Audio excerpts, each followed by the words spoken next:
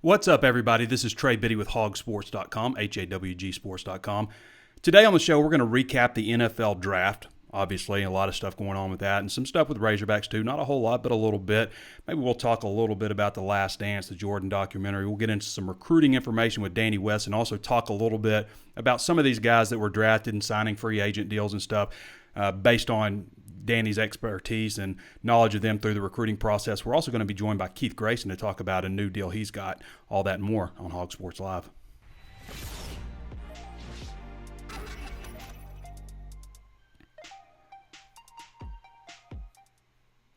Well, I've got some bad news to start off with. Unfortunately, this will be the last episode with the mustache. The quarantine stash is going. And that is by popular demand of one Mary Linda Biddy, my wife, is over it. So the mustache, get a good look at it. It's going away. This is the last episode with the quarantine stash, unfortunately. I'd keep it, but she is way out on it. Of course, I want to remind everybody there's plenty of ways to watch and listen. You can always tune in on Facebook Live, where we're streaming live. Be sure to follow the page if you haven't done so already, so the video pops up anytime we add a new video. Also, all of our free content is put on Facebook, so you can keep up with HawgSports.com at our Facebook page. Be sure to throw us a thumbs up right now if you haven't done so already. Also available on YouTube. Be sure to subscribe to the channel, hit the notifications bell, so you're notified anytime we upload a new video. And if you like the content and haven't done so already, throw us a thumbs up. We certainly appreciate that. Also available on Apple Podcasts. Throw us a 5-star review if you haven't done so already. Spotify, Stitcher, anywhere else you can think of to find your favorite podcast. Also, today's the last day that you can get HawgSports.com for 50% off. It's a great deal. Highly recommend it. I know sports is, we're doing what we can right now, but this is for the entire year, and it breaks down to just 15 cents a day, $1.03 a week, $4.48 a month, and billed at just $53.70 for the year. So this deal ends at 10:59 p.m. Central Daylight Time tonight. So be sure to sign up if you haven't done so already at HawgSports.com, HawgSports.com. No promo code, just sign up and you'll get the deal. Okay.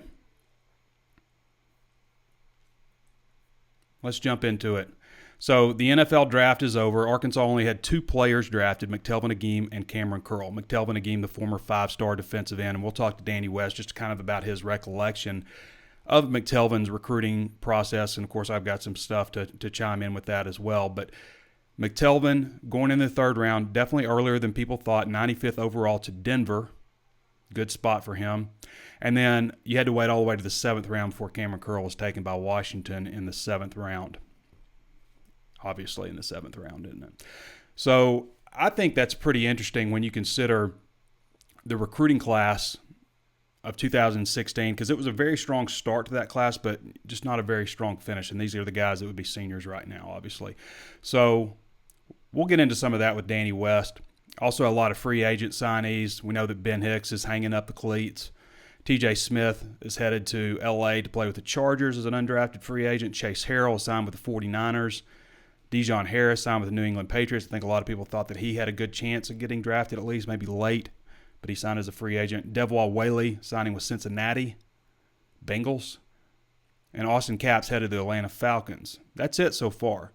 No word on, a Connor Limpert or C.J. O'Grady. People that a lot of people thought that C.J. had a chance to get drafted. And I think a lot of stuff, with C.J.'s past just kind of catching up with him. I think he'll sign on with somebody, but that's definitely unfortunate the way that's gone for him. And with Curl, and I don't know what all reasons he had for declaring early, but if a 7th round pick, I don't think is worth leaving college and going and trying to make the NFL.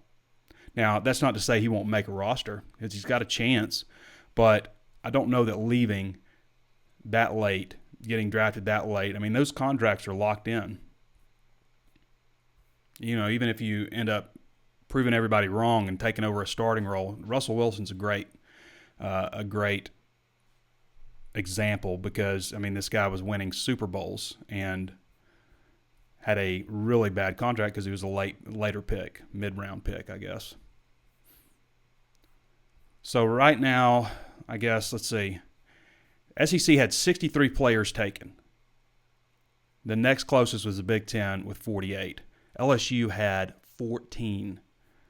SEC averaged 4.5 per school. Obviously, it's skewed. You got schools like Alabama, I I think Alabama had like 10 or 11.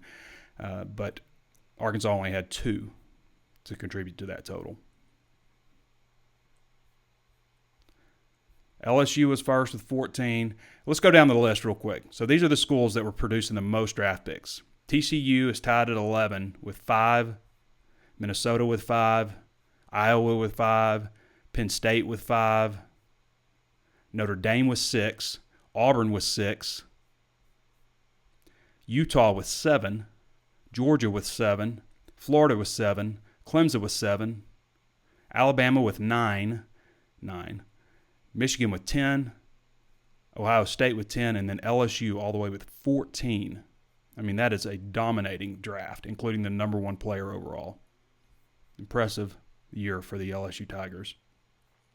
This is always interesting because based on recruiting rankings, the way that our analysts try to do recruiting rankings is they try to pick, in terms of 5 stars, 32 5-stars, and they are the guys that they're predicting basically as NFL draft picks. It's hard. The way I look at it, if you nailed, a 5-star in the first round, whether he's the number 32 player or number 1, if he went number 1 overall, whatever, then you nailed it. It's so difficult to nail these down, especially quarterbacks, is what we see a lot of.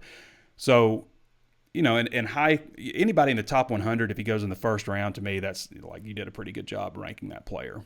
It's hard for me to argue with somebody being in the top 100 when you're talking about thousands and thousands of prospects across the country. So there were some that went undrafted. Blake Barnett from South Florida, the quarterback, number 6 player overall, and went undrafted. Keeseen Lucer South, outside linebacker, UCLA, number 16 player overall, went undrafted. George Campbell, the 4th wide receiver out of West Virginia, 19 nationally, went undrafted. Shea Patterson, who went to Ole Miss out of Louisiana and then transferred to Michigan, number 4 player in the country, and went undrafted at quarterback again. Levante Taylor, cornerback from Florida State, number 7 nationally, went undrafted. Benito Jones, number 25 nationally at Ole Miss, undrafted. Olawulu Bettuku out of Illinois. That's a tough one. 15 overall, weak side defensive end, went undrafted. So 7 5-stars out of 32. And that's not bad.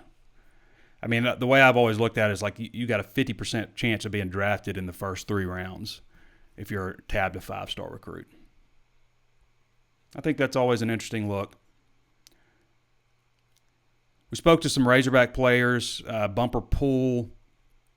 Who else did we speak to? Bumper Pool, Felipe Franks, and Dalton Wagner. We spoke to those guys. I guess that was Friday. So still don't have a whole lot of clarification on what kind of defense, although it just looks like it's going to be very multiple. Bumper Pool's very excited about it. They had been able to go over, stuff with 8 hours a week last week in meetings. So they're able to do a lot in terms of classroom stuff. And again, the hope is you just get them back out on the field and they're pretty much ready to go in terms of knowing where they're supposed to be. And you can move pretty fast whenever you do get them on the field. Who knows when that'll be. It's a nice article, Why Felipe Franks Chose Arkansas, by Pete Roulier. And The Last Dance, some great stuff from The Last Dance. Dennis Rodman's 48-hour bender, I guess that turned into like 90-hour bender in Vegas in the middle of the season. Absolutely crazy. This is just a great documentary. There are things, I followed the Bulls very closely throughout my childhood on into college, early years of college. And there's stuff in here that I had no idea about. I mean, I knew Michael Jordan was competitive, but it's just like a whole nother level. I'm almost like insanely competitive, which you have to be if you want to be the best ever. I thought episodes 3 and 4 are fantastic. Chime in on those. I want to remind you, go ahead and get your questions in also. We'll answer those at the end of the show. But I want to go ahead and get to Danny West. And like I said, we're going to be joined by Pete Roulier. He's got a new deal that he wants to talk about also. So let's get Danny on the horn. I hope we're getting Danny on the horn.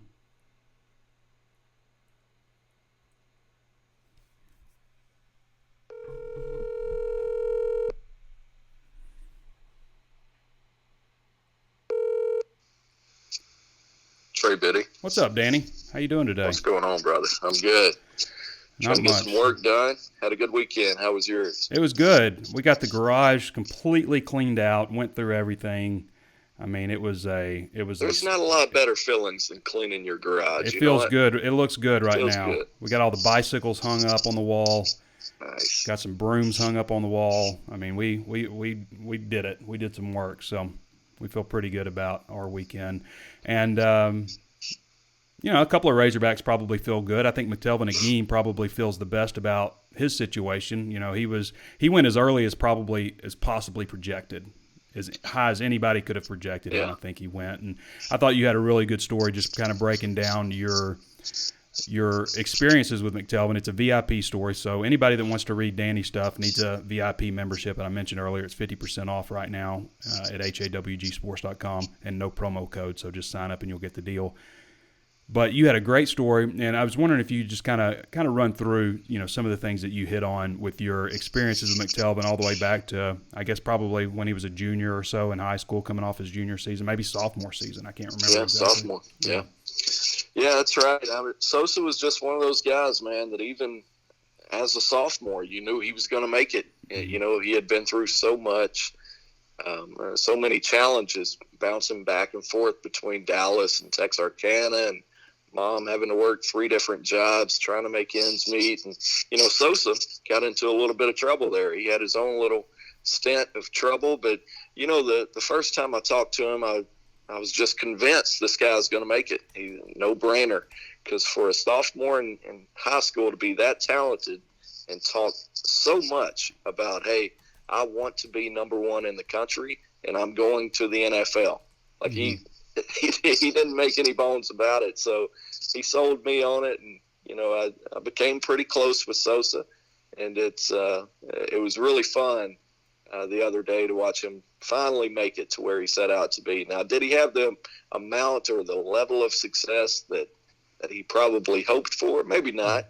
But as well as anybody, Trey, he flip-flopped positions a little bit. He went through several defensive coordinators, defensive line coaches. He didn't have a whole lot of help around him always, so he got double-teamed a lot too. So there's something to be said for that. But it really killed his season also, Danny, having Dorian Gerald lost for the year. Yeah, that's a rough way to go. I mean, that was going to be a nice tandem side by side, and then it turns into just focusing on Sosa.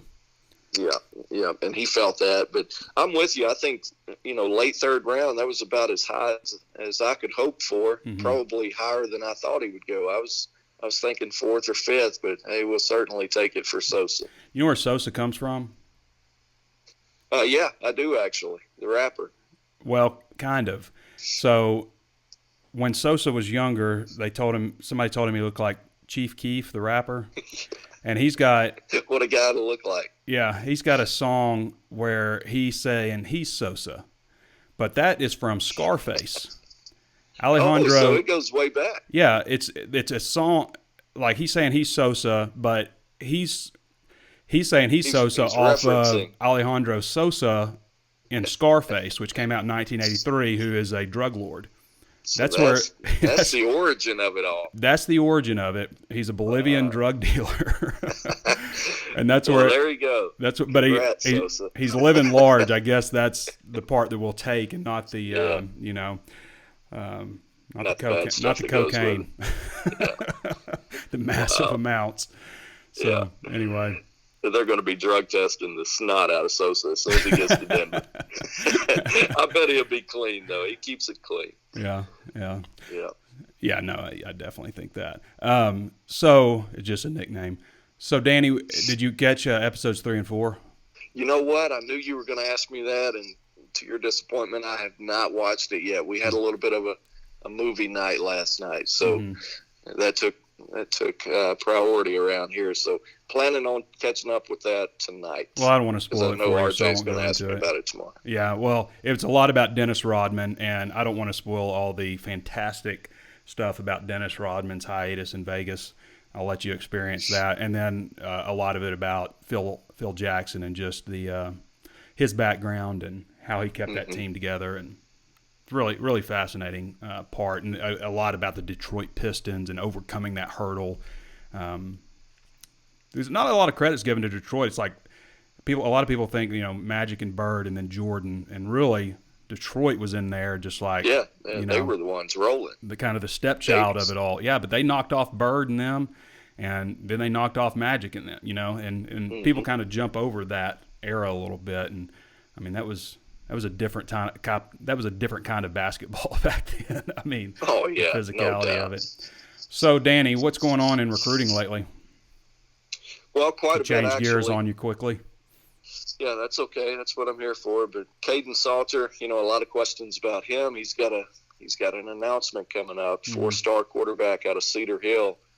I'm starting to see it slip a little bit here, Trey. So not liking the vibes on Arkansas's end. Obviously, over the weekend, a lot of crystal ball picks coming in for the Tennessee Vols, which, let's face it, they've got all the momentum. You remember how their season started last year. I think they were 2-5 at one point. And then, boom, here they come. And they really haven't slowed down in terms of wins or off-the-field recruiting ever since. It's been really good for them. So, that seems to be the trend with Caden right now. But, on May 5th, you got Lucas Coley, another quarterback out of San Antonio, Cornerstone Christian. He's going to be announcing next what day is that, Trey? But it's May 5th, so that'll be Cinco de Mayo's next Tuesday. So keep an eye on Lucas. I actually exchanged a couple of texts with him this morning. He's not ready to say exactly which schools is coming down to, but look for him to be doing that soon ahead of his announcement next week. So that's the quarterback situation. I put out a new big red board. We had a couple of changes on it this morning. So I guess you talked last week about Cole Carson, the latest commitment. Yes.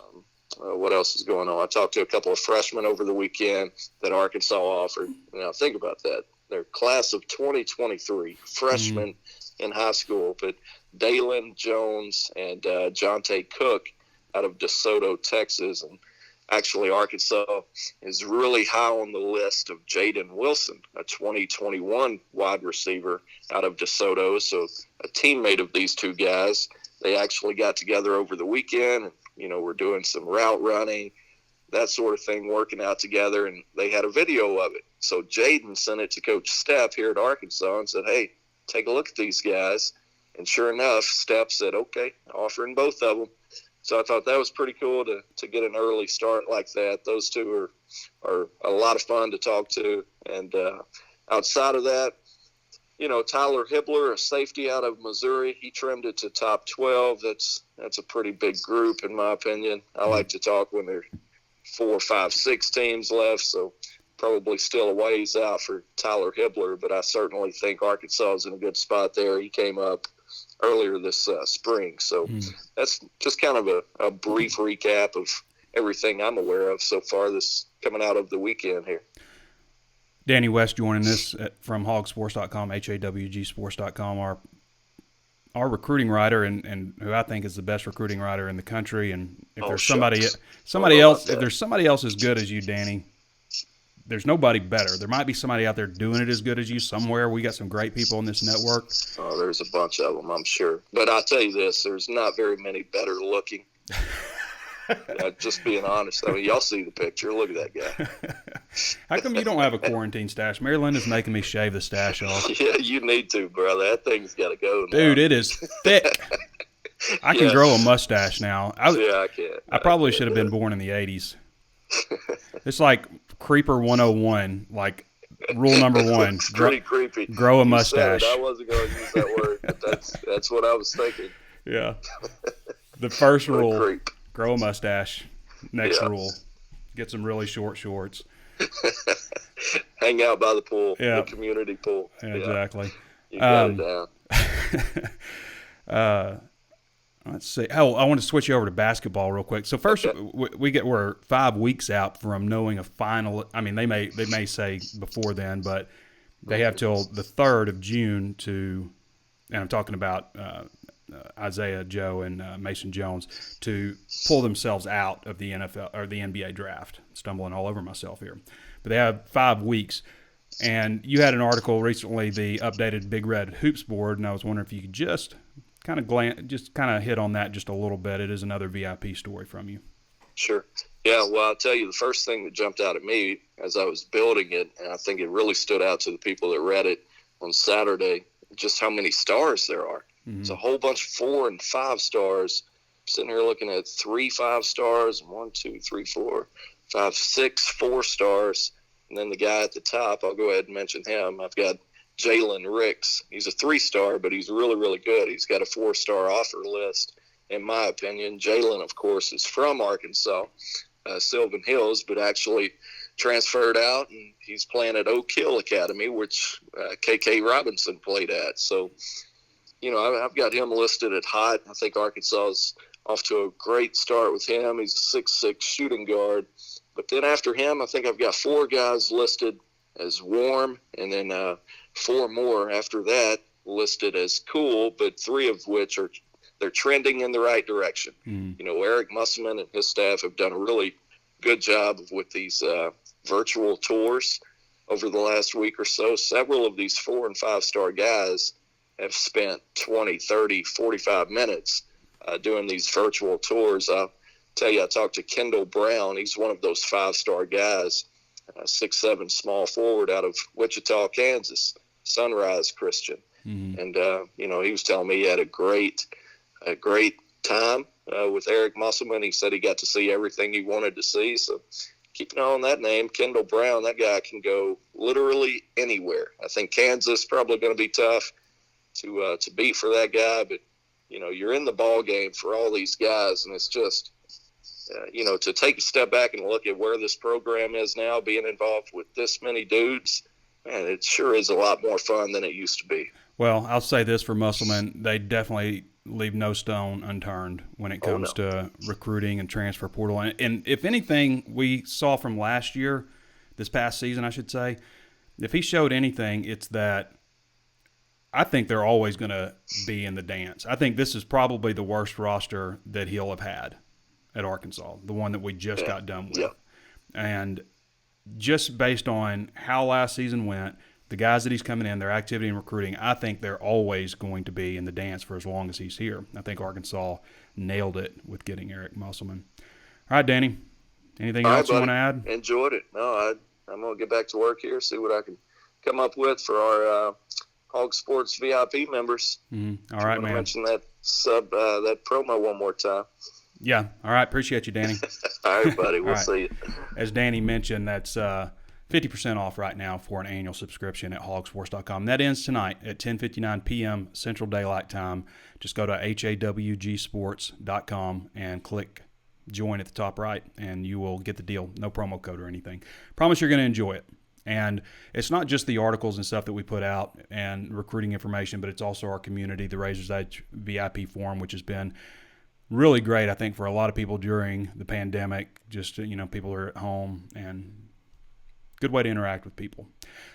I wanted to look at this, and we're going to bring in Keith in just a second here, but I wanted to look back at this 2016 class because when it was being put together, I felt like it was a pretty solid start to the class. Like half the class was really strong, and then the last half of the class were all late offer guys, which is pretty typical under Bielema, the way those classes were assembled, but it was still ranked the number 23rd class in the country on the composite, which is what Arkansas's class was last time in 2019, I should say. Not last time, but in 2019. But at the same time, that 2019 class, that was just kind of a weird year where a lot of teams were just jumbled up because there were more 4-star commitments in that class than there ever was in history. But one of the reasons this was a 23rd ranked class was McTelvin Agim, who was the number 20 ranked overall prospect in the country as a 5-star recruit, just drafted in the 3rd round. Here are some of the other guys that were 4-stars. Devwall Whaley went undrafted. Austin Capps went undrafted. TJ Hammonds is still in school, hasn't necessarily lived up to 4-star status, has a lot of potential. Maybe he'll break through this year. Briston Guidry had to give up football. Jake Heinrich gave up football. Jordan Jones was injured all of last year. Wasn't necessarily showing NFL draft ability, but was injured all of last year and has since entered the transfer portal. Jonathan Marshall returns for his senior year. He's got a shot. Jonathan's got a shot. Kofi Boateng, just too many knee injuries. Alexi Jean-Baptiste just didn't work out. Dijon Harris, who ended up signing a free agent deal. Paul Ramirez, junior college player.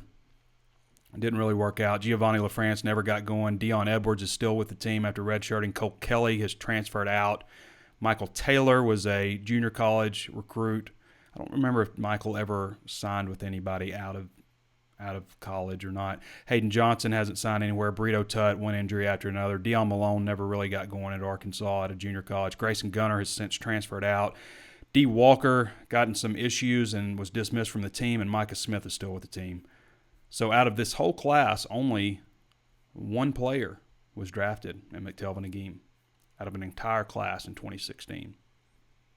That's telling. All right, I want to go to Keith now. For those who aren't familiar, Keith is a resident funny guy. He's been with us at HawgSports.com for a long time. He's got some interesting news that we're going to talk about here.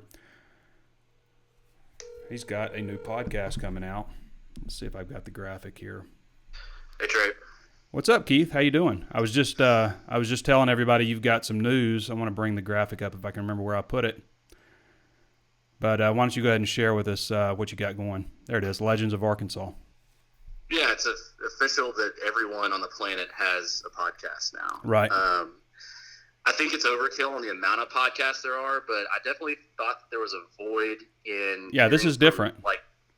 Hearing from crazy fans stories, because I have a lot of stories, but I like to write it down. I really don't like to tell them, and I'm just not. I can't speak succinctly. I don't even know why you have me on this podcast because I still talk in circles. You do sometimes. So we had our first episode. It's Legends of Arkansas, Mm-hmm. and it's going to be on. It's already on. We're waiting on Apple, but it's everywhere else. But definitely have a newfound respect for hosting a show because I don't think I would. I don't know why I'm doing it because now I can't tail off of it. But I don't want to. Right. I wouldn't want to trade places with you. Well, I you gotta sit appreciate there and that. talk for 45 minutes, dude. Yeah. That's what you do. I don't think people have enough respect for what. And Danny does the same thing. Danny's really good at it too. Yeah. Well, I mean, on here, I'm on camera, and there are times where I just go 45 minutes without cutting away, without a commercial break or anything like that. I just talk, and I find if I go start getting into 50 minutes, I start kind of getting a little crackly voiced and start getting a little worn down. I can't remember what I want to talk about. So 42 minutes seems to be my sweet spot, and I keep saying that every week, and I end up going 50. But your first episode, if you want to talk about it a little bit, and I've got an interesting side note on that experience of your first guest, which is, again, you're having fans on just kind of talking about their Razorback experiences, some crazy stories and stuff that they've been involved in. Well, so the idea of the show came about because, believe it or not, I'm actually pretty shy in person, and I'm more of an observer, and I hung out and grew up with all these crazy Southern caricatures of what it means to be from Arkansas. They're over-the-top people, and they're hilarious. I mean, my sense of humor was developed from all of my friends being way funnier than I am. So the first guy I had on was Ricky Glover, who basically came up with the Bomb Squad. Him and a group of other guys formed the Bomb Squad, where they'd heckle the left fielder, they'd pass around notes about his sister's name and whatever to the opposing left fielder. So Wow. one of the stories is they made the Oklahoma State guy so mad because they were referring to his sister's name was Autumn, and they're saying it's autumn all year round at their house or whatever. Oh, so my God. he got really mad and goes for 4 for 4 and beats Arkansas. So it probably had an adverse effect. Backfire?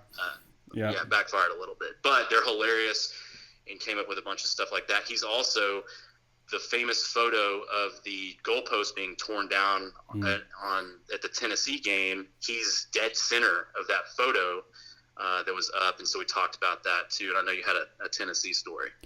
Yeah, so I was right there. So I saw the photo that you posted, and what's interesting about uprights is when they break, they just kind of go ping. It's like a loud pinging sound. It's not like a cracking or a crashing. It's just ping, and it comes crashing, and it's sudden. And I was right under it. I mean, he might have almost fallen on me just based on the picture that I saw where I was. So I was in the student section. That Tennessee game, 99, Arkansas wins 27-24. And when I was coming out, there was such a wave of, pushing. There was a thing around that time where people were getting trampled in stadiums. You remember that? They're like in soccer well, stadiums and stuff. So I remember just feeling the momentum, just like the pressure building behind me of people pushing. And as I came out to where the stairs were, I like popped out like a champagne cork from the stands to the field. And my momentum was pushing me so far that I was like running uncontrollable, like trying to stop running. And I came up to where the flag girls had lined all their flags up. And I don't know if you know what those flags are made of, but it's like it's a hollow cylinder. It's like a PVC, right? Isn't that what you call it, PVC? Yeah. Yeah, it's kind of like that, except for it's a little more splintery, I guess, if you were to like step on it, which I did. But it's hollow, and I was trying to like step in between the flags, but I was going like so uncontrollably that it looked like, if you looked at me, it looked like I was just running on the flags, dancing on it. And I mean, I hit every one, and I could feel it cracking underneath my feet. And one of the pom girls, or the flag girls, was yelling at me. She going, "You a-hole!" And I was still running like, I'm sorry," as I ran out onto the field.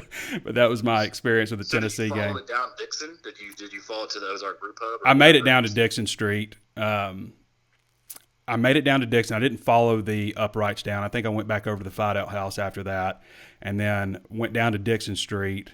I remember Rossi Morial. You remember Rossi?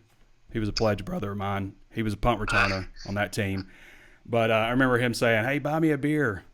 And I said, "You dropped a punt return. I'm not buying you a beer."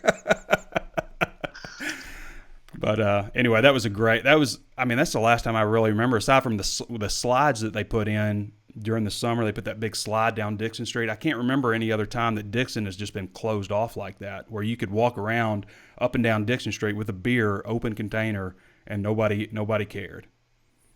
Well, I definitely think that it's one of those events where there's 20,000 people all tearing down the goalpost. They were all there, and then there was probably about 1,500. So like, I was at that game. Well, I know for a fact that I was not at that game. I wanted to be, but I think I was junior year in high school for me. I wasn't up on the hill yet. Yeah. But that's the thing, is I think there's these stories that are kind of spun around in my head that I remember to be a certain way, and then I want the guy there that was living it, photographic evidence, telling it. And this guy we're gonna have to have him back on, because there's so many crazy fan stories that he's lived. And if you want to buy Ricky a beer for starting the bomb squad, you can go do so at Farrell's. That's where he works, at Farrell's, and is probably one of the funniest guys that I know. So we're going to follow that up and have Bubba Hogg on. I tracked him down. Oh, that's good. The streaker from the Ole Miss game, Brent Poole. Yeah, I know his brother. Yeah, and then we'll mix it in with some players too. I'm tracking in some just people that are kind of like, you hear the stories about, like Jim Robkin, and we have him on. He's now at Louisiana Tech as a band director, but I'm not shy. I'll reach out to anybody. So I'm trying to track down just random people, like talking to Cannon Whitby about his game at Arkansas State, or against Arkansas State or whatever. Hopefully these people are still alive too. What fraternity was Glover in? I heard him mention that he was a fraternity and he had to wear the suit and tie and stuff to the game, which were brutal. I remember having to do that as a freshman. I think he was a SIG-Ep, but I don't know off the top of my head. I don't know all that stuff. I really wasn't in that. You had to bring a date to the game. I remember, like, there were so many things like fraternity life. Like you had to wear a tie to the game. It could be brutally hot. You had to take a date with you, which was fine, but a lot of times you just wanted how you wanted to go to the game and what you wanted to do. And then we also had to bring a date to Friday on, we'd have chicken finger Friday. I remember we'd have at the Fideout House, we'd have chicken fingers and pizza would be the menu. And you were expected to bring a girl over to have that. Just right. so much stupid stuff like that. Anyway, I thought I listened to a good portion of your first episode. You sent it to me this morning and I thought it was entertaining. It gets better with, it's both of our first times rolling with it, so it gets better towards the end for sure. What do you it's Legends of Arkansas, so people just search for that, right? Legends of Arkansas on SoundCloud. wherever you get your podcasts, the same places. I mean, it's on Spotify. It'll be on Apple here, and that takes a second to get going on YouTube. But we're not trying to charge anything for it. There won't be commercials or anything. We just ask everybody to go to the Brandon Burlsworth Foundation to make a donation. If you want to donate $10 to the show, donate $10 there. It'll go further. Gotcha. So anyway, but that's it. It's definitely, I was telling you earlier, like the sound quality is a little jacked. And I was like, yeah, I know, it pissed me off. My mic wasn't even on the whole show, so I'm like sitting there and like it's just a weird. I know the feeling, man. Stuff like that will continue. Like I have a record. I have to record as I do this, or otherwise I have to download the video from Facebook, and it's 480p. It's just terrible. The audio clips in and out. If I do it that way, and I'm always like, there's so many times where I get done with the show and I realize I didn't hit record, and I'm just like, I want to throw something across the room. But yeah, stuff like that happens. So you watching this Last Dance documentary? I watched a little bit of it last night. I was still delirious.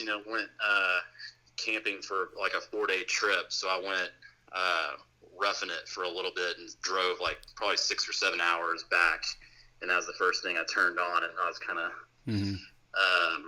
road weary a little bit watching that. But yeah, I mean, I remember a large portion of it. I remember as a 5-year-old or whatever watching Jordan and the Celtics when he went for 63. Yeah, and just had strange. And I didn't really grow up an NBA fan, but I know that like I definitely watched the Bulls a lot because WGN was our channel, and WGN was huge for people in Arkansas, no question about it. I watched all those Bulls games. I mean, that's where I became a Bulls fan, watching those games on WGN. Loved it. But it was one of those things that I probably didn't,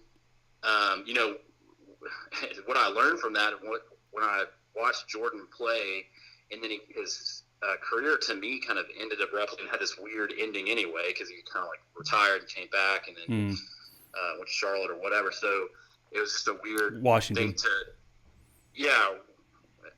was it? Oh, he bought Charlotte, right? Bought Charlotte. One of the owners, yeah. But it definitely made me realize, like, when I was seeing greatness. So by the time McFadden came along, I was like, I really got to pay attention to Darren McFadden because I may not ever see this sort of thing again, And so I've taken all those moments and just like frying it into my brain because I knew that with the way that Jordan's career ended, it was just like, man, it's gone, too soon. Too soon for sure. Yeah. All right, Keith. Appreciate you, man. Everybody go check out Legends of Arkansas. Yeah, thanks for allowing me the plug, and shave your mustache. You got that Fargo look. It's like Super Troopers. Yeah, I really do like it though. But just because you can do something doesn't mean it's I'm definitely voting with Mary Linda on that. Mary Linda's made it quite clear. Like, okay, cool story, don't. Yeah, she's like you're embarrassing me. So, yeah. At least you don't have to go out in public right now. Yeah, I mean that's the reason that you go to the quarantine stash. So, all right, Keith, appreciate you, man. All right, later. All right, later. That's Keith Grayson joining us again. He's been with us for a long time at HawgSports.com, HawgSports.com. Go check out his podcast. It's interesting. It's a different angle, interviewing fans and stuff. I want to get to your questions now. Like I said, Donald Poole says, let's go Hogs, and that's it. All right. Jay Donovan says, go Hogs, Northern Kentucky. Vicky Jones says, Woo Pig Suey. Pat Gamble says, go Razorbacks. Brandon Jackson says, great mustache. Appreciate you, Brandon. At least somebody likes it. Frankie Lawrence says, KJ Hill was a steal for the Chargers. I think so, too. I mean, KJ went 7th round. I mean, if you remember when he didn't go to Arkansas, it was, I think that kind of what the narrative was like, it's a business decision. But, 7th round, that's not anything too dramatic. Who knows what would have happened if he'd gone to Arkansas. I think there were things that were making it very difficult at the time for him to go to Arkansas based on what you hear behind the scenes on that deal. I think there was a very good chance that KJ could have been in Arkansas under different circumstances. Justin Williams says stars don't matter. That's actually being proven incorrect. I mean, stars aren't the end-all, be-all of the story, but they absolutely absolutely matter and make a difference, and it bears out. It bears out. I mean, the fact that if you are a 5-star recruit, you have a 50% chance of being drafted in the first 100 picks, and that was something I did a couple of years ago. It may not have held true on this particular draft. It may have been more true on this draft. I don't know. But the percentage of chances for you getting drafted into the NFL if you're a 5-star, I mean, there were 32, 7 of them that get drafted, versus being a 4-star, and especially being a 3-star and a 2-star. I mean, it's obvious that it does matter, and you can't act like people like our recruiting analysts, Barton Simmons, Steve Wiltfong, Gabe Brooks, some of those guys. They do a fantastic job. They do the work. I know that they do the work. And so I don't know if it's fair to act like, their opinion means nothing. Their highly educated opinion. Do you think Connor Limpert or C.J. O'Grady will get free agent contracts? I think they probably will. I think C.J. will. I'm a little surprised that nothing's happened so far. Franks isn't going to be a game changer. No, I mean, I don't think we're like Frankie Lawrence says that. Frankie, I don't know that we're talking about like him being a game changer as much as being a serviceable quality quarterback. Somebody who's decent back there, which Arkansas has not had since, Austin Allen was healthy, and really since Brandon Allen. I mean, Austin had a pretty good junior season, especially the start of his junior season, not so much the second half of his junior season. But really, Brandon Allen's senior year is probably the last time it's been like, just a really, a difference maker, game changer type of quarterback. As much hate as he got from Razorback fans. But Franks, I don't think, we're talking about getting Arkansas back to maybe being bowl eligible again, and I think he's somebody who can help them. Bobby Swain says, going to be a great series. I'm a Jordan guy from the 90s. I can appreciate that, Bobby. Donnie Butt says, MJ all day. Danny West. Perry Cooper says, go Hogs. Randall Files watching from Appleton, Wisconsin. Hey, Randall. Bobby Swain says, I didn't realize until last night that Krause tore the thing down out of jealousy. I knew that, there was some issue there, but I didn't know it was, as heated as it was, really. And it's unfortunate that Krause can't come in and speak his side of things. Bobby Swain says, I just read that. Chad Everett says, Woo Pig Suey from South Georgia. Timmy Potts says, nice quarantine stash. Appreciate it, Timmy. Louise Rush says, watching from Crivets, Wisconsin. A lot of Wisconsin people. Daniel Stewart says, correct me if I'm wrong, but can't basketball players with eligibility left still return even after the draft if they aren't drafted? No, they have to pull out on June 3rd. It all depends on if they sign with an agent, says Philip Patterson. Right. Well, up until June 3rd. So Isaiah, Joe, and Mason Jones haven't signed with an agent, which means they have until June 3rd to pull their names out of the draft. Or they can sign with an agent and it's over with, and they've gone. So Philip Patterson says, right on, thanks, brother. Joe Patrick says, hey, Trey, nice job. Were we ever in on Tyus Martin? Do we not offer him? Probably should have asked Danny. Christian Shaw says, how's it going from Tunning and Fort Benning, Georgia? Phoenix City here, brother. Joshua Silver says, Trey, keep the mustache going. I would, but I can't. I don't think it's best for this quarantine home. Jeffrey Davis says, what's up from Texarkana? Terry Roy says, there's a lot of great players who weren't drafted that excel in the NFL, and a lot of drafted players are busts. It's about heart and work ethic. Some of it, a lot of it's about talent, Terry. But you make a good point in the sense that there are players who are, we're trying to rank 32 5-stars based on where they are in the NFL draft. That's our measure. But that doesn't mean those 32 5-stars or the 32 first-round picks are going to pan out. It's obvious that they don't time and time again. So that's not the final. Really, it's like you kind of got to look at what they did in their college career and how their NFL career was, I guess, not so much where they were drafted. I think that's a point to make. Joshua Shiver says, do you think who do you think will be on the starting O-line? I think it's going to be I think you got 3 guys that are set: right tackle Noah Gatlin, left tackle Myron Cunningham, right guard Ricky Stromberg, potentially still Ty Clary at center, possibly at guard, and then Luke Jones, Bo Limmer, Marcus Henderson maybe at some point emerges.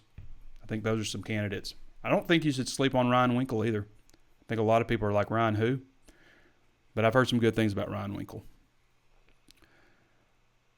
Terry Roy says only 2% of college players make the league. What is the commercial? Only 2% of college athletes make it to the professional levels. The other 98% will be going pro in something else. That's the old commercial, Terry. All right, Terry, appreciate you. Appreciate Danny West also for joining us. Keith Grayson as well. I want to remind everybody there's 50% off right now. This is the end of the deal, 10:59 p.m. tonight. So if you want to sign up and get it for the entire year at the discounted rate, then now's the time to sign up at HawgSports.com. Of course, there's plenty of ways to watch and listen. You can always tune in on Facebook Live where we're streaming live, hence the name Hog Sports Live. Be sure to follow the page if you haven't done so already. Throw us a thumbs up, interact with the video if you like the content that we produce. Also available on YouTube. Subscribe to that channel and hit the notifications bell so you're notified anytime we upload new videos. Throw us a thumbs up if you like the content as well. That definitely helps the YouTube algorithm so other people can see our programming. And also available on Apple Podcasts. Throw us a 5-star review if you like the content. Anywhere else you can find your favorite podcast. All right, appreciate everybody for joining us. We'll be back with you guys on Thursday, unless there's some kind of big news that we need to do an emergency podcast with. So for Danny West, for Keith Grayson, this has been Trey Biddy with HawgSports.com, and we'll catch you next time.